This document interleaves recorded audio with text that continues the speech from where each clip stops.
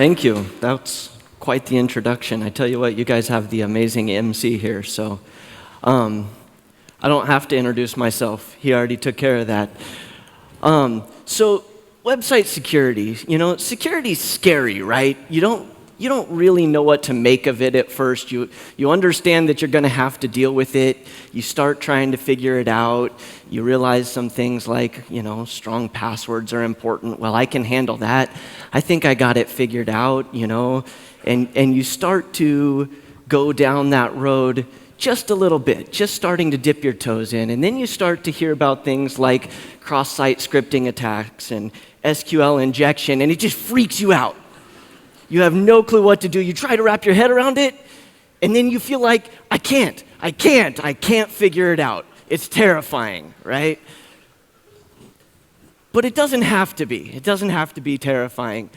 This is actually a family pet. This is Aragon, our bearded dragon, just like those lizards. Not nearly as scary as that cat may have thought. And this has been my son's pet for about 8, maybe 9 years now. And she's actually extremely easy to handle. But to be fair, I didn't get to know her as an 18-inch long lizard. She started as maybe, 6 or 7 centimeters. And that's where I kind of want to start everybody here on security today, is try to start at the beginning and slowly move in. We're not going to dig into all the scary things that I was talking about. If I wanted to just sit and list every possible type of attack, then I would spend my whole 20 minutes just doing that. We wouldn't even have time to talk about what they are, what they mean, or how to prevent them. So instead, I'm going to try to get your mind around how to think for security, and I'm going to try to give you some simple things that you can do to increase your security. We want to drastically improve our security. Now, being completely secure, perfectly secure, with something that's attached to the internet, probably a bit of a misnomer, but with just a little bit of effort on your part, and by taking the time to both make some smart decisions as well as realizing where those smart decisions need to happen, we can do that. We can drastically improve your security. Now, when I talk about securing your website, what's kind of the first thing that you guys think about? Go ahead, somebody yell stuff out. What's something that you think about needing to do to secure your website? Yeah. Everybody thinks passwords, right? That's one of the biggest things that everybody knows right off the bat. But securing your website doesn't start there. As a matter of fact, I'd like to try to picture it like trying to secure your home. Passwords are like the locks on the door, and that's great. That's important, obviously, for securing your home. Having said that, before you run out and buy the latest and greatest in deadbolts, if you really want to have a secure home, you might start by picking a secure neighborhood, one that's well lit, one that has, good response times from the authorities, things that deter crime. Maybe it's a gated community, I don't know. But starting at the beginning is important. And with your website, that's choosing a host. Now, how many of you thought about security when you chose your host? That's not nearly enough of you. That's important. Now, I'm not going to stand up here and go through any list of hosts and talk about which ones I think are secure and which ones aren't, but the fantastic thing is you're at an event where there's a whole bunch of web hosts here, and you can go and talk to them. Ask them very specifically, what do you do to help make my site more secure? Some of them have things like, DDoS detection and mitigation, but a lot of things that you don't want to have to think about or do yourself for security, your host does for you, keeping all of the underlying architecture, all the software patched and up to date, all the stuff that you don't want to worry about, everything from the operating system to the web server to the database to PHP, all that needs to be up to date. And if you're either you have to do it yourself or you need to pick a good host that's going to do it for you. And so this is one of those places where I like to encourage people to take the time to stop and think about security as all of what you do, rather than just one tiny part of your sort of online presence. The next thing I want to talk about is choosing quality software. And obviously, I'm a little biased, but I think that a lot of you here have already made a great first step in choosing WordPress. We worked really hard to keep that secure for everybody. And everybody here probably knows that extends past WordPress to your plugins, your themes, and those kinds of things. Are you picking plugins and themes that are developed by a security-conscious developer? But I'd like to tell you a quick story about a friend of mine to show you that this goes a lot further. I have a friend that has several websites, and quite a while back, every one of his websites got hacked, which sucks. You never want that to happen. But he got them all cleaned up, or so he thought, and he moved forward. And like 2 days later, they were hacked again. And so, of course, he calls me, and trying to be a good friend, I get on and clean them all up for him. I'm very thorough. I'm very careful. And by the way, that's a horrible task, cleaning up a site after it's hacked. Much better to prevent it. But then I try to dig in and see if I can figure out where the attack came from. And it's not very obvious. I'm kind of time limited helping my friend out here, so we didn't particularly find the issue. And so, of course, 2 days later, he's hacked again. This time, I went and sat at his computer at his house and found the problem right away. Turns out that he was using, shall we call it, questionably free software for doing his image editing and video editing. And that amazing software that he was using, that he'd downloaded off of some who knows where site, had malicious code in it that monitored all FTP traffic on his computer and even linked into really commonly used FTP programs and that kind of stuff, and was just simply taking his username, password, host, and his IP, sending it off to somebody else who was then spoofing his IP and using his actual username and password to log in first try every time and have full access to all of his sites. So security is not just about your password on your website.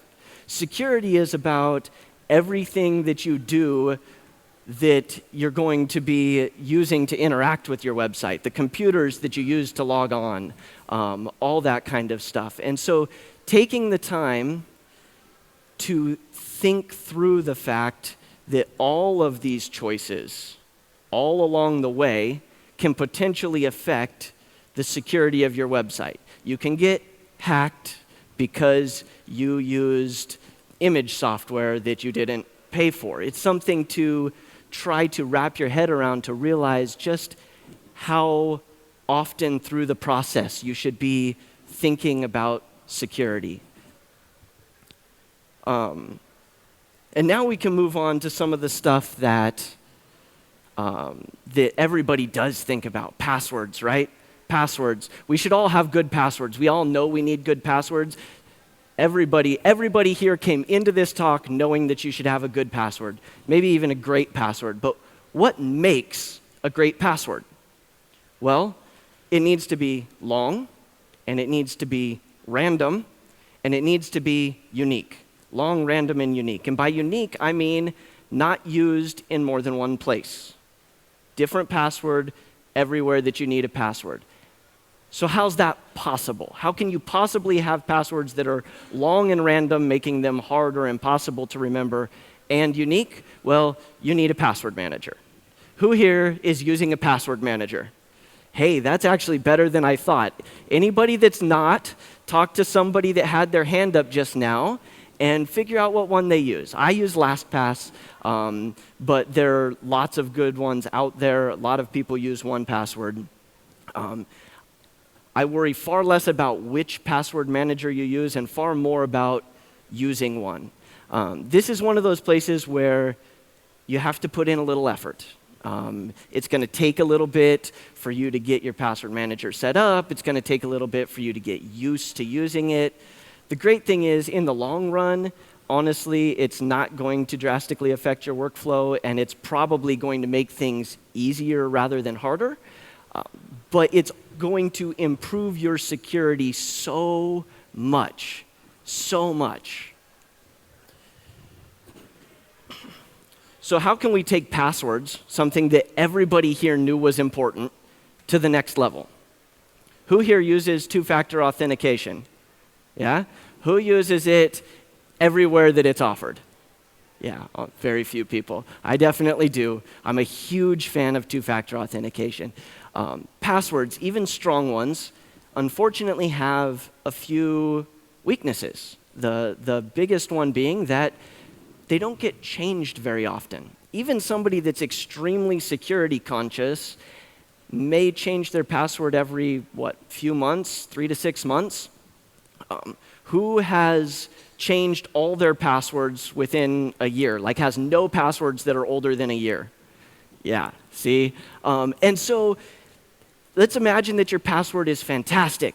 Nobody's going to crack it. Nobody's going to guess it. It's going to take years to figure out through brute force. But what about that coffee house Wi-Fi that you use to log in? Is that just as secure as your password, or did somebody snag your password off of it?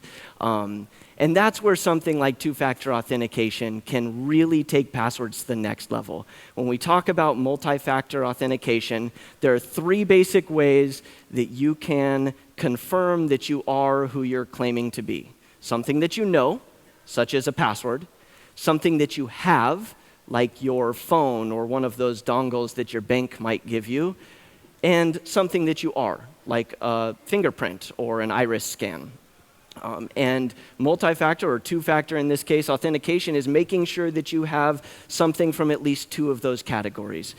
Most of the stuff that you see online is something that you know, your password, and something that you have your phone running some sort of authentication app. It's real easy to add two-factor authentication to WordPress. There are plugins out there that do it. And there are several apps for your smartphone, which pretty much who has a smartphone in their pocket right now? Yeah, see, why were there so many hands for that, but not for the two-factor authentication just a little bit ago? It's so easy. You have the tool right there. But it does take a little bit of added effort. The amount of security return that you get for that little added effort, though, is definitely worth it.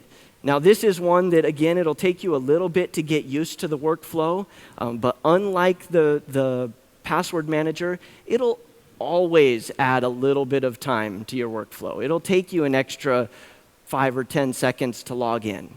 It's definitely worth it. And unfortunately, if you want to be secure, you're going to have to put in some effort. It's just the way it is.